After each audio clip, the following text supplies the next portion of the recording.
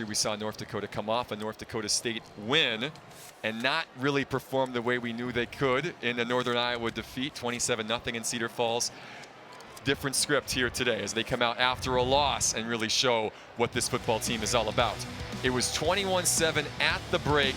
Northern Iowa moved the football across midfield on their first 2 offensive possessions, but that's where North Dakota's defense really stood firm. Yeah, and there were a couple times where it was the bend don't break mentality, but overall I thought that defense did a terrific job. They got pressure, they made their adjustments as the second half went on with that off-tackle run, and did a great job defensively the entire game. They pressured Sheckelman at times. They come up with a big interception as well, the first of the career for John Martin in a UND uniform.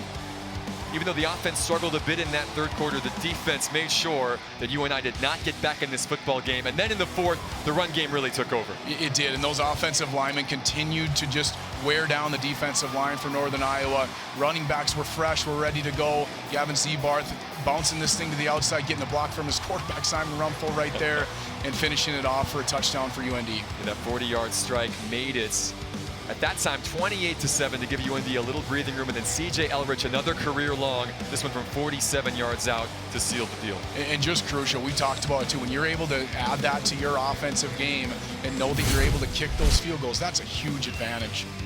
Final numbers look like this. You see the rushing yards. This was a UNI team that ran all over North Dakota last year. The Fighting Hawks hold them to just 36 yards on the ground compared to 267 for the home team.